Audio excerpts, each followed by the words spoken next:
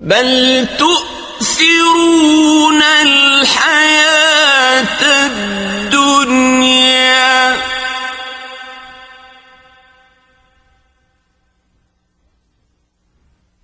والآخرة خير وأبقى۔